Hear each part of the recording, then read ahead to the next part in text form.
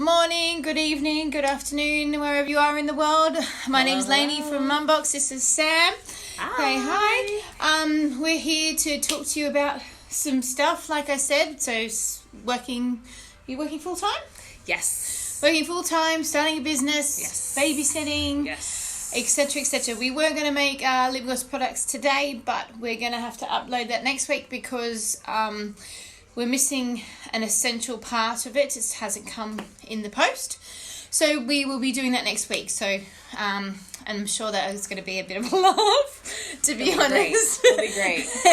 So we're here to talk about Sam's just gone back to work after maternity leave, and I've had a few comments, and I've seen a few comments on Facebook actually about some friends of mine that have just started going back to work, and some, even my cousin going back to work, and a whole bunch of other people going back to work after they've been on maternity leave and leaving their children elsewhere. So we're going to talk about that. We're going to talk about also starting a business while you're working full time, and we're also going to talk about trust in babysitters and feelings, just stuff about that. And my belly's getting bigger, as you can see. Hello, baby. Yeah. So anyway, do they know what you're having? No, nobody knows. We're not allowed to talk about it. Anyway. Okay, no, nothing happening here. So yes, I have been on maternity leave for a year. I thought, you know what, I'm going to take it. I'm going to take the whole year. I think I took 13 months, and it was great. In that 13 months, I just, tried to enjoy being a parent, and it was stressful financially, but I also was really missing work. So I think while I was in maternity, I started up a business. I started doing aesthetics and really enjoying it. So that's what we were going to make today. We were going to make some aftercare, natural remedies for after any sort of non-surgical treatment. But I'm back at work. I'm back at work 37 and a half hours a week. And initially I got my daughter in a childminder, and for the first 3 weeks, I would, drop her off. She'd cry. I'd pick her up. She was still crying. I think she was crying throughout the whole day. So I've tried about 2 or 3 childminders. I've gone to visit nurseries, visit other childminders, and it's just so hard to find one that fits, especially, you've seen my daughter with Lonnie, and it's, they fit, but it just, it doesn't work for the amount of hours that I needed. So she needed a childminder. So anyways, I found one, and she's fantastic. She lives near me. She's going to teach her French, right? She's a French native, and her specialty is that when she has the children, she only speaks French. So I don't know if my daughter's been saying ne pas, je ne pas, or she's just saying ba ba ba ba. But I think something is sticking. So I drop her off, and she's crying, and it's horrible. And then I go to work for 12 hours, but I get updates, and she's smiling, and she's happy, and she's playing. Yeah, so 12 hours is a really long shift for you, because you do night shifts, don't you? Yeah. Long days, being long nights. Being an A&E nurse, and then coming back to Bunny here, and after that, you just I bet you're pretty exhausted. Yeah, it's really tiring. I think and then you kind of think to yourself, why do you do it? And I guess at the moment, that you have to think about people's junctions in life. Are they career seeking, or are they family, sort of basing their life on? And I'm trying to get a good balance of both, really. So, within my career, I'm working as a nurse manager in A&E, and then also looking for, independence in building a business. And also, I didn't tell you, I'm probably going to be going back to doing my master's this month. So it's a lot. So a lot. Study, working full time, and trying to start a business. And what kind of feelings come across while you're doing that? Like when you're dropping her off at the babysitter, and you're not spending time with your quality time with your family. I think I'm just frustrated. It's, I'm sure, I'm sad and emotional and upset, but I think it's really just frustration that you have to go through so much just to get what you want, because the whole point is in the next 5 years or maybe less, I will be settled in what it is that I want. Yeah. But I would have lost this, I would have lost this age and this time. And then, the thoughts of even having another child is just terrifying. Hello. So. Yes, it is. It is very terrifying. So speaking of, talking about me and having another child, apparently because I'm over 40, I have to have a scan every 4 weeks. Jeez. Yeah, even though the baby's healthy. So every 4 weeks, I was like, I may as well just live at the hospital until the baby's born. You get to see the beautiful child. Yeah, I can't wait. I can't wait till it's all over, but yeah. Stay here. And then with Ruby for my hospital visit for her, because we didn't know what she was, because I'm a carrier of haemophilia, it was all kind of planned out. Mm-hmm. This is the hospital you're going to go to. You're going to the women's clinic in Randwick in Australia. And, if we can't have a natural birth, then you have to have a cesarean because we can't use the forceps or the... so it's a lot of them telling you. I mean, it's a lot of them telling you what you here it's nothing. She's like, it's fine. If you hit the 40 weeks and you're not, you haven't gone into natural labour yet. I'm like, natural labour? What? I'll tell you about that. I still remember scary. That. Anyway, so moving on. So yeah, that's a bit scary. Anyway, she's like, if not, we'll induce you. But if you go before that, that's okay. And you can pick which hospital you want to go to. You can either go to St. Mary's or QA. We have a really great pool here, blah, blah, blah. And I'm just going, are you serious? Like, no, I don't want to. I don't want to go into natural labour. I want the drugs. Okay. So a lot to think about. Well, yeah, and that's the stuff that scares me the most. We've only got like 19 weeks left to go, which will go really quickly. It's only 13 weeks till Christmas, and then 7 weeks after that, I am due. Yeah. So, anyway, so going back to babysitting and stuff, because, I've had a few friends go back to work full-time. They've gone part-time, and then they've gone back to work full-time, and they feel guilty. And here's what you need to know. It's different for everybody, and it really is. It depends on what works for your life. If you go back to work straight away, you go back to work straight away. If you don't go back to work straight away, you don't go back to work straight away. It's your prerogative, right, at the end of the day.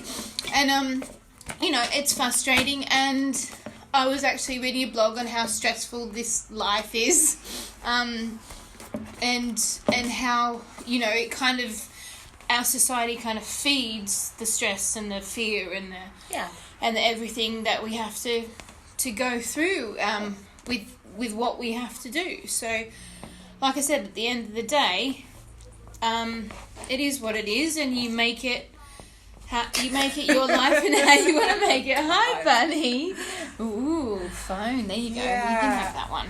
I think it also really depends on, what's driving people. I mean, most of the time, what drives a lot of women is, their families. So they, they give up work, they give up their career, and then, society sort of shames them in a way about, that's it, yeah. That's all you do? You stay home? I don't think it's just that. I think other women shame other women. As well, because I can't believe. Or even family members shame other family members. I can't believe that they're going back to work after 6 weeks. Yeah. Or I can't believe they're going back to work full time. Don't you touch that. Lord. So, like I said, each to their own. Like, if you feel guilty, that's just a natural feeling that you should have. If you feel stressful, if you feel frustrated, and I think mostly what that comes down to, all those guilt feelings and other feelings, is down to exhaustion. Yeah. Because when you're tired, you feel things that, you wouldn't necessarily feel. Yeah. I guess, so... Yes, and then talking about our own products and making our own lip gloss, I'm on the bandwagon for some CBD skincare. I've also bought a hemp mascara online, which I've got on now.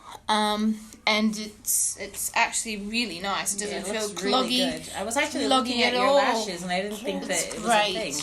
And so so I started using my sample skincare that I've got because I'm starting this skincare up, and basically, there's a cleansing gel, and it's all with CBD. I'm massive on CBD, and I'll send this through.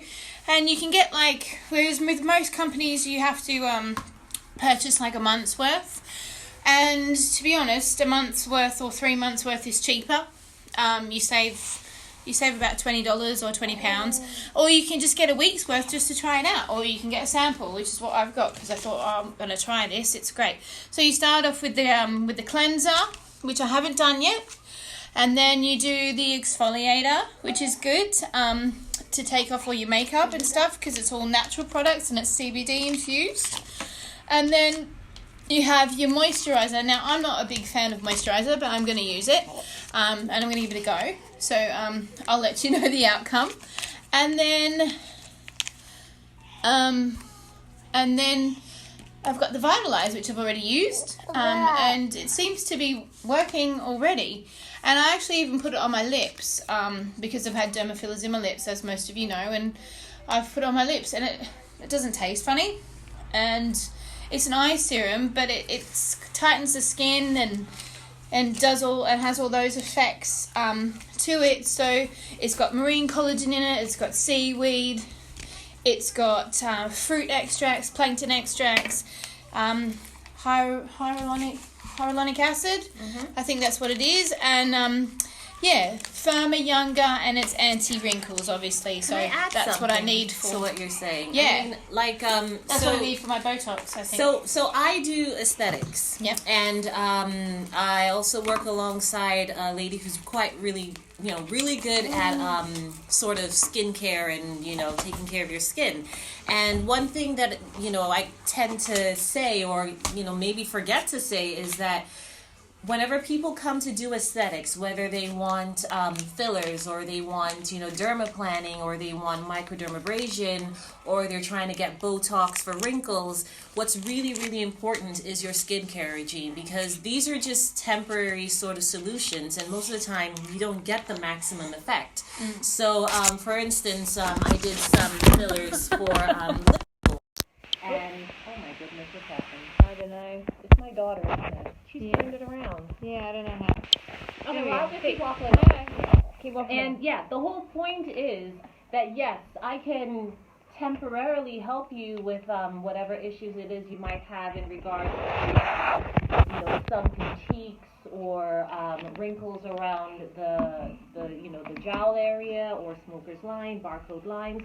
That's all great, but if your skincare regime is not on there and you're not doing it, then it's kind of pointless. It's kind of like, here, have some fillers, you look good for, a couple of months, and you're back to come back and do it again, but your skin is not benefiting. But what's really good that Lonnie said is that hyaluronic acid, yes, that is the main component of fillers. So you are getting that whole clumping effect and helping your body to produce its own, because that obviously tapers down as you get older. But if you can actually use products that has that, that'd be really fantastic for an actual skincare regime. So things like CBD, it's really, really getting up there. You're seeing it everywhere. Even the vapor people are doing it. So I think if you can actually get on this whole bandwagon of this whole new age skin regime, or a healthy, sort of taking care of your body, I would definitely recommend TS Life. But but there are other things if you can find that actually works for you, but you make sure you're doing a skincare regime. I mean, I'm happy to throw up some Botox on you, throw up some fillers, but every day you can actually make a difference to your skin. So that's just my whole thing in regards to your in regards to the skincare. Yeah, no, I picked it because, like I said, it's affordable. It's cheaper than most skincare products out there, and also too, like I said, you can pay as you go. Like you pay it off, or pay it later. So if you pay for the 3 months, you get the 3 months, so you get like $20 discount or £20 discount, whatever it is. Yeah, and basically, like I said, I'm trying it out because they also have weight loss as well, and I can't obviously do that while I'm pregnant. But yes, but I'm working on the skincare, and like I said, I've already put the eye stuff on, and I really love it. So I'm gonna pop that onto my Facebook page and also onto my personal page, and if you want to purchase a week's worth of some samples from me, go ahead. But I really do think it's the new craze. And I really do think that it is affordable, anti-aging and anti-oxidizing skincare to be had, apart from buying the chemicals on the shelves. And we all know what the chemicals do to us. So, on that note, we'll see you next week about products. Like I said, I bought the hemp mascara online. I'm really loving it. And basically, we're going to be doing our lip gloss next week, and you can tune in to us next week, or we'll video it and post it up on the page. And thanks for chatting. I've been telling everyone that we're going to be cooking. So, like, literally. It is a form of cooking. We're going to be cooking. We're going to make some aftercare product, lip balm, for my customers, really. Yeah. And it's just going to include like, everything's going to be completely natural, because you know what? Why the hell not? And something like we said, like, especially for you and me as mums, that everybody can afford. It's cheaper to make it ourselves. And then, like, 'cause if we wanted to buy a specific product that was had a healing factor in it, had a natural product, it's all over £5. Yeah. And we can make this for £2.50. So, and that's the minimum cost. That's the minimum cost. So we could sell it for £3, or we could sell, and get 50p profit. Yeah, that's great. You know, like, it just, like, all these people that make these natural ingredients are upping the scale because they're so in demand. So they're basically look at us business moms putting our heads together. Mompreneurs. Anyway, all right. I love it. Okay, all right. Thanks for chatting with us. It's great to know about all, how you feel going back to work and sorting out the differences. And we'll see you next time. Same time, same place. Take care. Bye. Bye-bye. Can you say bye, buddy? Say bye. Bye.